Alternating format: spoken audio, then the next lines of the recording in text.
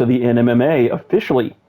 Guess who finally got audio working? It's taken long enough, but I know this isn't the best mic, but for now, we're going to have a little bit of audio commentary, and hopefully within the next few videos or streams, I'll have a better setup so that I can actually have proper audio.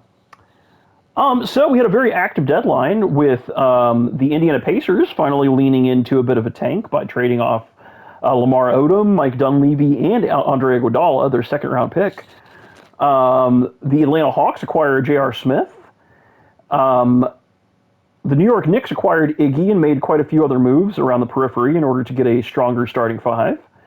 The Chicago Bulls parted ways with 2 first-round picks for Danilo Gallinari as an important bench piece for them, and most notably, the formerly 15-seed Detroit Pistons, led by Gord, into the ground, has finally moved off of Darren Williams, who was hit by a negative random event and was asking out, as well as, somewhat surprisingly, David West, Grant Hill, and Mozgov, sending them all to the contending Philadelphia 76ers for Mike Conley, very good future piece, Peja Stojakovic, Gravis Vasquez, and Danny Green. So very momentous movement. Let's jump into the standings and see what changes we have. So, first of all, in the East, the Charlotte Bobcats have now overtaken the Chicago Bulls for the 1 seed. You can see here that the point differential for the East has regressed to the mean a little bit, and we don't have a single team that's over a 6-point differential, which was not the case before. The Bobcats haven't made any moves, but they have a very, very strong team, you know, very balanced starting five and a formidable bench, and that seems to be paying off. The Chicago Bulls, led by Blake Griffin, who is a rookie, almost certainly running away with Rookie of the Year, as well as their new acquisition, Danilo Gallinari, and a very balanced starting five. Even with the chemistry that they must have taken from bringing in Gallinari, they are still doing incredibly, only 0.5 games back from the 1 seed. Now, the Philadelphia 76ers, they, in my opinion, have raised their ceiling by acquiring D. Will, despite his shooting troubles and being a part of a terrible team before the trade. This is a formidable starting five, especially led by Phil Jackson. So I'm buying big on them as a dark horse candidate to be contending in the East. The New York Knicks acquired Andre Iguodala, and they are looking very good as well, even with some chemistry issues that could have arisen from the trades they made. They have increased from the 5 seed to the 4 seed. Now, the New Jersey Nets are on a little bit of a losing streak with 5 games that they've lost in a row. However, they are only 3.5 games back from the 1 seed as well, and they're firmly in that contention range. They haven't made any major moves other than acquiring Andrew Bogut before the first sem. But this is a very balanced team. You can see it working out, especially with Yao off the bench. The Orlando Magic, I can't explain this one. I think that they were like the 9 or 10 seed in the first sem. And so they thought that they were leaning into the tank by bringing Magic legend up, Penny Hardaway up to 40 minutes per game, hoping that he would be on a most improved player campaign. And yet, they improved. And I don't even think that Penny Hardaway is playing his full 40 minutes. I don't know what the coach is doing to you, Behart, but your team is winning. You are 4 games above 500, and they are currently going to be headed to the playoffs as the 6th seed. Now, the Indiana Pacers surprisingly improved as well, even after moving off of Andre Iguodala and bringing in Corey Maggette and Wesley Matthews, it looks like. This team is just good all around, but it seems like having a scorer instead of just Andre Iguodala leading the wing is a little bit beneficial for them. They've improved to the 7th seed and are 2 games above 500. The Celtics have not changed whatsoever. This is a definition of a bubble team. I like it a lot. They are a fun team, but we're going to see where they end up going. The Miami Heat, I think they dropped a little bit. However, they do still have the league leading scorer in Kevin Durant, as we'll see in league leaders. The Hawks, they acquired J.R. Smith, who seems to have been struggling with them just a little bit, and they have dropped with a 3-game losing streak and are now the 10 seed. The Washington Wizards, not much to say about this team. I think that they were right around this range before, as well as the Bucks. Their acquisition of Patrick Beverley before the season started was pretty great. The Raptors, led by Derrick Rose and considered before the season to be a true contender, seem to be struggling mightily still. They're 21-32 and well below the playoffs. Now the Detroit Pistons did improve just a little bit. I think they nearly went 500 in the second sim, which is kind of shocking after moving off of D. Will and considering all the struggles they had. Part of this may be regression. Part of this may be that Conley is just a better fit. Who knows? But, impressive turnaround. However, they are still the 14 seed, so I don't expect massive changes in Detroit. And finally, the Cleveland Cavaliers have fallen to the bottom of the East. So, going off to the West, the Portland Trail Blazers, putting up truly modern defense and offensive numbers with a league-best almost 13-point differential. The Portland Trail Blazers, this is not going to shock you, led by LeBron James, now Point LeBron, they are the prohibitive favorites, I believe, for the ring this year. However, there are still quite a few other teams that are at the top of the West that could put up quite a show in the playoffs. Los Angeles Lakers here running Point Kobe. That'll be so interesting to see the Point LeBron and Point Kobe matchup if they do hit in the playoffs. They are still doing quite well. They've, I believe, increased their differential to 8.1 and are 3 games ahead of the 3 seed, pretty firmly in the 2 seed. The Mavericks impressively have improved from, I think, like the 5 or 6 seed, maybe even lower, after the first sim. This Dwight Howard, almost certainly Defensive Player of the Year led team is really clicking, and they have brought their points allowed per game under 100. Next, the by far best defense in the league at only giving up 90.6 points per game with a 10-point differential, the second best in the league. The Seattle Supersonics are a 4 seed, but frankly, they should probably be even higher. Richard Hamilton getting a few All-Star votes, as you'll see later, but this front court of Kevin Garnett and Tim Duncan, we knew it would be formidable, but I frankly think that they are going to be up there with the Blazers as a contender coming out of the West. The Grizzlies have improved a little bit with Russell Westbrook leading the squad. They have a good amount of role players surrounding him and a positive point differential. And the Jazz surprised me. The acquisition of Stuckey to pair with Paul George before the season was very smart. And, this is a very balanced team. They have great defense. They have good spacing. But frankly, I wasn't expecting a 5.7 point differential. That puts them at the 3rd best in the West, and I think it would be the 2nd best in the East. They sit at the 6th seed right now, but, very close to the Grizzlies. They could climb. We'll see. The Hornets, big story here. They have saved their franchise because they were struggling quite a bit. I think they were a 12 or 13 seed after the first sim, and they're now just 2 games shy of 500, sitting in the 7th seed, and will currently be going to the playoffs.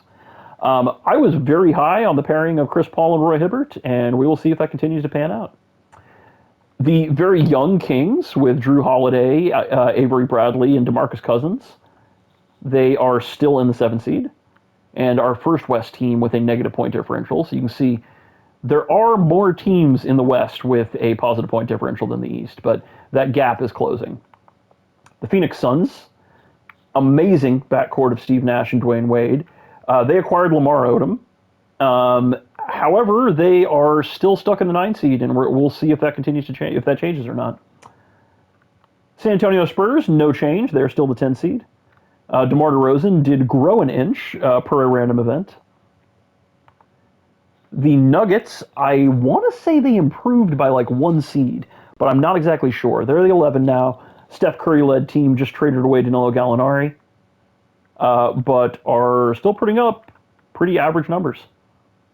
Kind of surprising for a nearly 0 point differential and, very equivalent other stats to be that far below 500. So the Thunder have not made any moves yet. Curious to see if DeAndre Jordan is happier now. The Rockets, we fell 10 spots in the Western standings. We were the 3 seed before, and we were 20-9. And after an incredible tank job, if I do say so myself, we went 2-23 in the second sim, losing 15 straight. We were 1-16, I believe, in the past month. And this team is not going places. Now, the Golden State Warriors They are still the difference between the 13 and 14 seed. The 14 seed literally has half of the wins. They are firmly in that bottom three position and tanking with Rondo leading their tank to a lottery pick. And finally, the Minnesota Timberwolves, led by this garbage and forgettable starting lineup. They tanked from the beginning. They have amassed a ton of picks, and they are going to be in the lottery for sure. Okay, so let's move on to team stats. I'll go through this pretty quickly. Let's just sort it by the best offenses.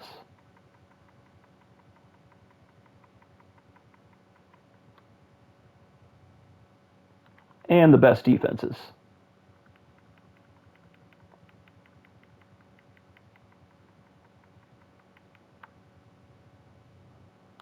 Also separately show you best offensive rating.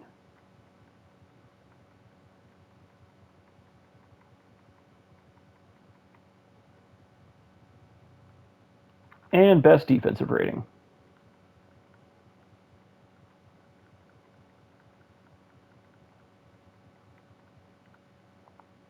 Oops. And we'll show you best point differential as well.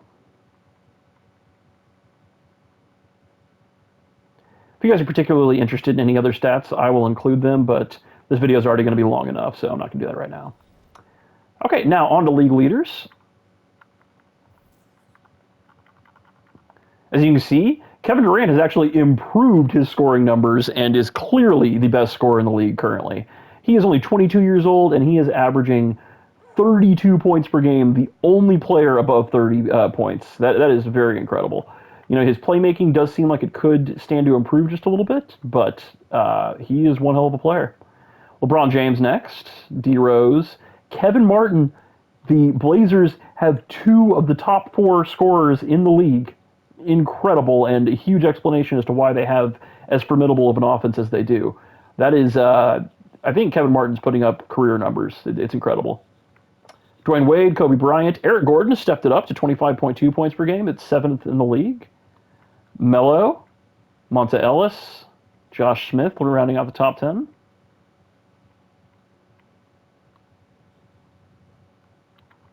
Okay, for rebounds per game, you can see Dwight Howard. This is why he's such a clear Defensive Player of the Year candidate, is leading by 2 rebounds over second place.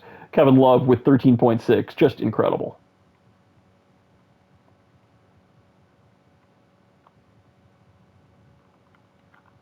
All right, go to assists per game. We only have 2 players who are averaging double-digit assists. That's Chris Paul and Russell Westbrook.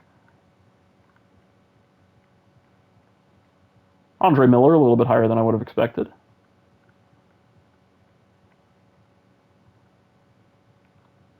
Otherwise, it's a lot of usual suspects.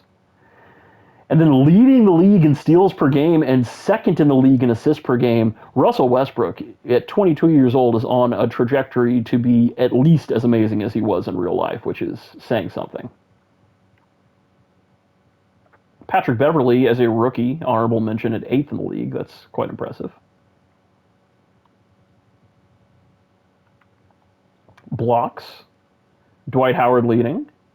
Greg Oden not far behind. He seems to have been quite a steal for the Nuggets. I like that pairing of him and Curry. Curious to see what that team adds. Ronnie Turiaf, kind of surprising. Kevin Garnett rounding out the top 25. All right, let's take a look at three-point percentage. Kevin Martin leading the league. He is having almost a 50-50-10 season, just insane numbers. Brandon Roy at number 2, very impressive too, above J.J. Redick.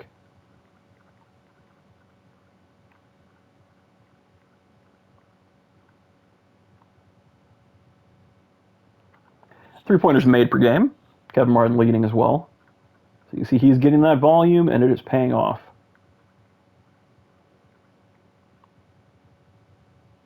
Patrick Beverley in the top 25 of three-pointers and the top 8 of steals is pretty impressive as a rookie. Okay, next, let's go ahead and show the rookie reports. As you can see, this is why I think Blake Griffin is running away with Rookie of the Year. John Wall, with the minutes limit, has fallen just a little bit. Paul George has climbed over Boogie now. Although that isn't right. I'm not sure why they're... There we go. I was sorting it improperly. Never mind. Paul George is not above Boogie.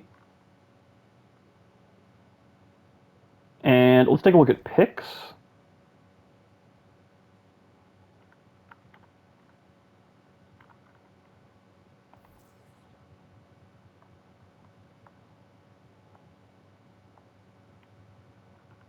RJ with the Bucks with a lot of picks. That is often his MO.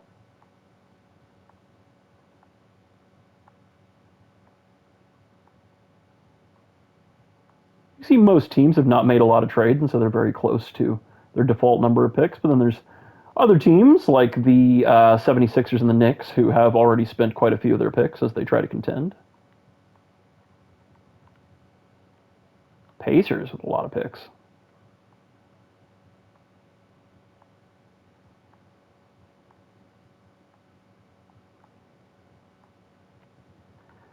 Timberwolves, certainly the most number of firsts in the league.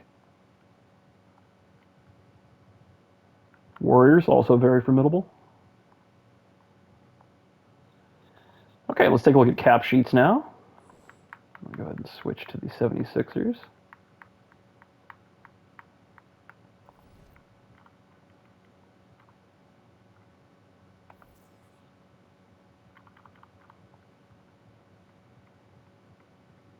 The 76ers, after their acquisition, 37, almost 38 million over. They are just over 4 million shy of the hard cap.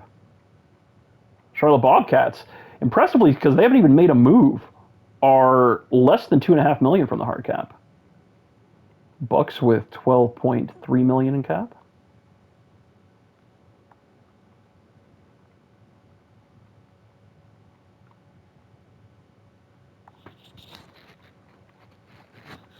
Cavs with 15 million in cap.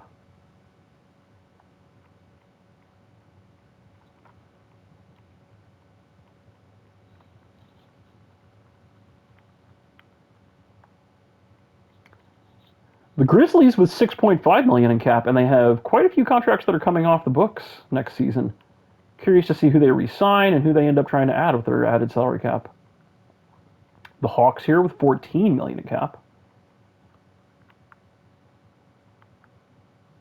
Curious to see what happens with the JR contract. Miami, 18.5 over.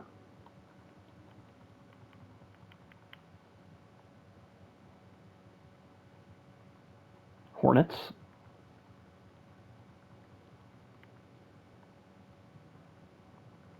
Jazz, a 6 seed with 10 million in cap.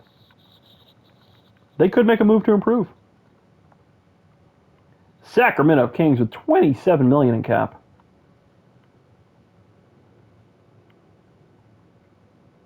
New York Knicks, 26 over, but still a healthy margin from the hard cap if they should have to re-sign anybody.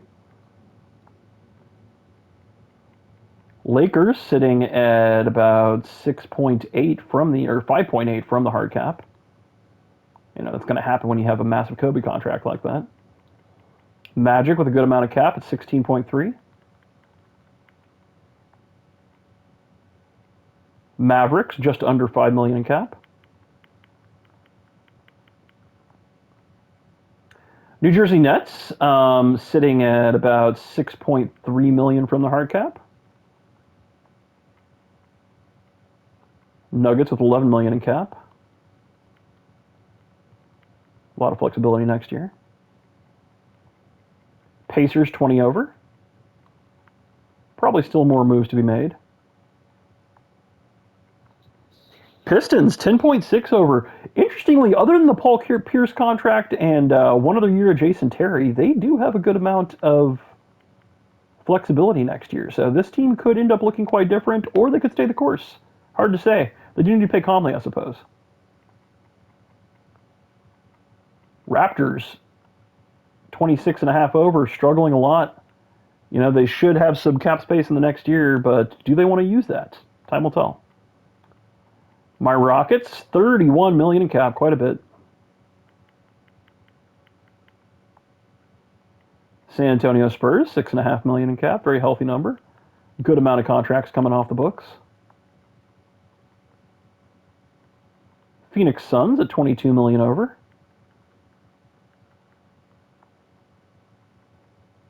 Seattle Supersonics over the hard cap by $5.92 million. They can only make trades where they bring in less money than they send out. Oklahoma City with $14 million in cap.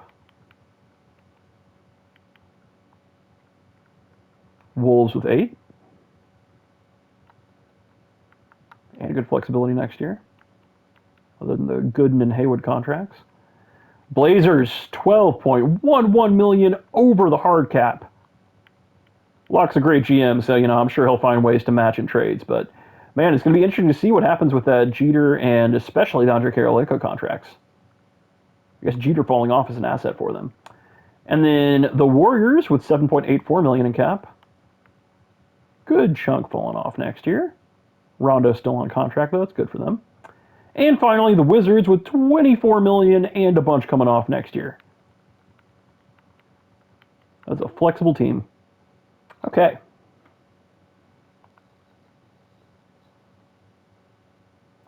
Next, let's take a look at player stats.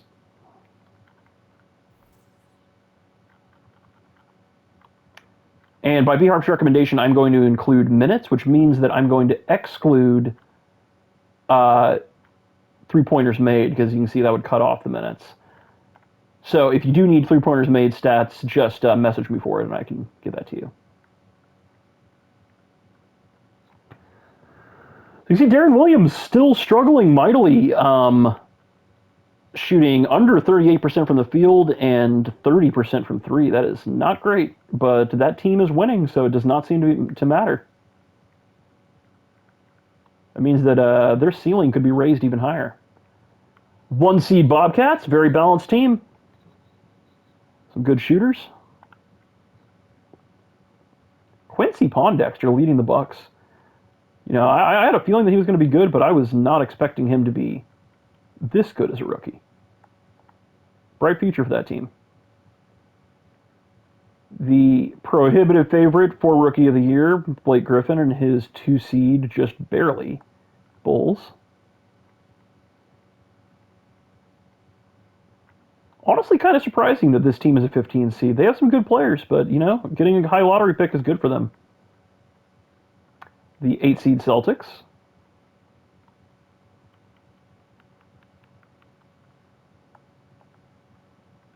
Grizzlies here. 19, 10, and 2.4 from Russ. That's all you need.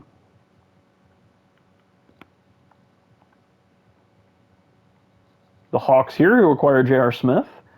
He's putting up an incredible 1.7 steals per game. That's much higher than I was expecting from J.R. Swish. The Heat here. It's pretty much KD, Boozer, and Mo Williams, and then a bunch of role players.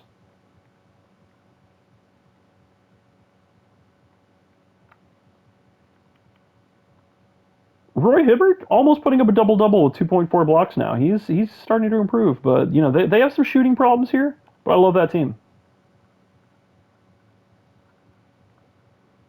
Our 6 seed Jazz. Paul George having a very strong rookie year. Boogie leading the Kings. He's turned it on. I think that he's increased his points per game by something like 3.5 since last game. Since that last sim, which is looking good for him. He'll probably be second in Rookie of the Year voting. The Knicks, who acquired Iggy. Iggy putting up pretty good numbers, especially as a glue guy. The Point Kobe Lakers continue their spree of domination as a 2 seed. The Magic, Tyreek Evans turning it on. Ricky Rubio was hit by a bad random event here this past sim, but I think that's about to expire. The Mavericks with the obvious pick for Defensive Player of the Year in Dwight Howard. The, I think, 5 seed Nets, who are slipping a little bit, but have an extremely strong team that I believe will pick it up come playoff time. The Nuggets here, led by Curry. Good team for the future. Curry and Oden. The Josh Smith now led Pacers after Odom, Andre Iguodala, and I think someone else made their exit. They added Wesley Matthews. The slightly new look Pistons, after going on a mid-run as opposed to a disastrous one. Mike Conley looking good for him, shooting above 50%.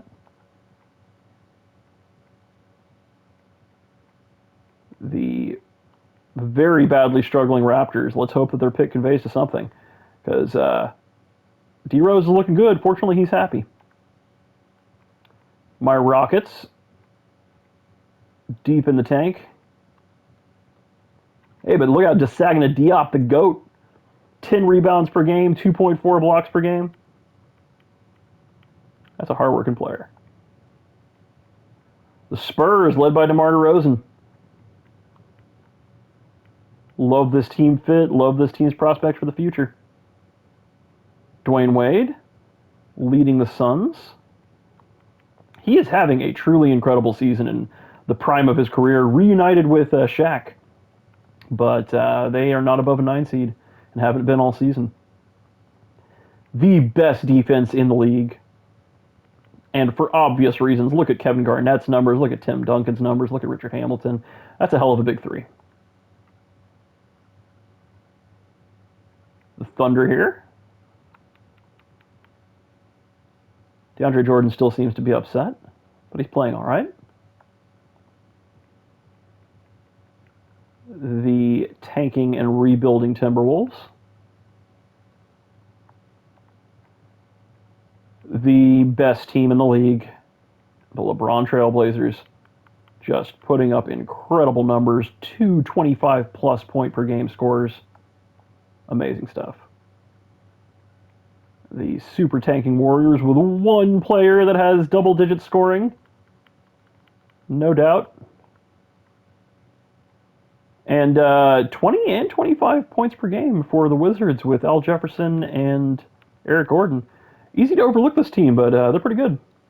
Well, I mean, I think they're like an 11 seed, but still, interesting future coming up for them. Okay, let's take a look at contract extensions and how those might have changed.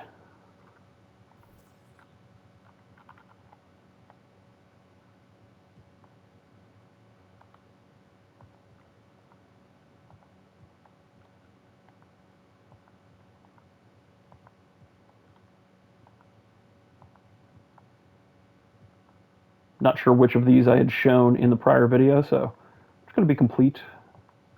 Going through it now. There were a lot of re-signings that were already completed.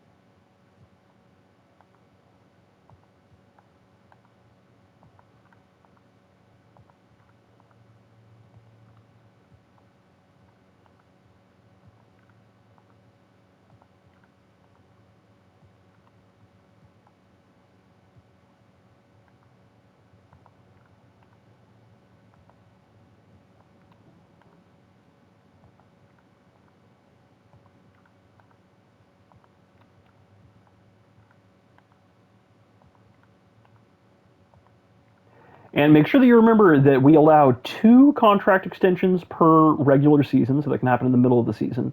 And then you get up to 1 that can be executed in the off season. So that means in any 1 full season period, you can re-sign up to 3 people.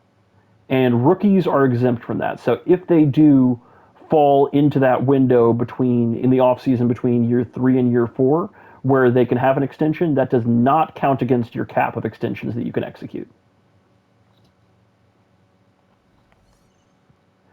Okay, Okay, let's take a look. I think I've shown enough free agents and upcoming free agents in the last video. So let's take a look at the award races. So we have LeBron leading as the MVP, not surprising here. Tim Duncan at number 3 is impressive at 34. Russell Westbrook at 2, despite that team being, I think, like a 5 seed now and like a 7 or 8 seed prior. He is killing it, and this guy has a bright future. Same with his former running mate in another universe, Kevin Durant, leading scorer in the league. Dwight Howard, as an MVP candidate as well as a DPOY leader, is impressive. Don't be surprised if he puts up some incredible spectacles in the playoffs. Now, Rookie of the Year, it's almost certainly going to be Blake Griffin. I will admit, Boogie has pushed it forward quite a bit while John Wall has fallen off. But I don't think it's going to be enough to overtake the guy leading a team to a 2 seed in his rookie season. Raymond Felton as 6th Man of the Year. The Blazers with 2 6th Man of the Year candidates is impressive. Defensive Player of the Year, clear vote. Although Tim Duncan, not crazy far behind, but I would just be shocked, especially with Kevin Garnett as a candidate as well. If it was only one of them, perhaps one of them would be able to take DPOY, but I'm pretty sure it's going to be Dwight. Most Improved Player, very impressive for DeMar DeRozan to be putting that up in his 2nd year. And Kia Clutch Player of the Year, which we are going to have apparently in the past. KD, not surprising. 2 of the top scorers in the game. Of course, they're going to be turning it on in the 4th quarter. And let's take a look at All-Star voting. Here's the backcourt in the West.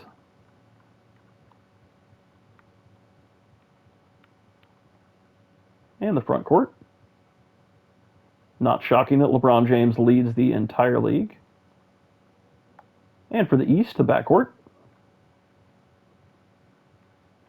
I think there's something like 5 teams that have 2 All-Star representatives in the top 5 of both front and backcourt, which is really insane. Looks like the Nets are going to have 3 All-Stars. Okay, anyway, the next deadline prior to Sim 3, which will function as the actual trade deadline, has not been set yet, but I would expect that it'll either be Sunday or Monday. Hopefully I'll be getting a little bit more equipment to set the playoff stream up properly, and happy trading.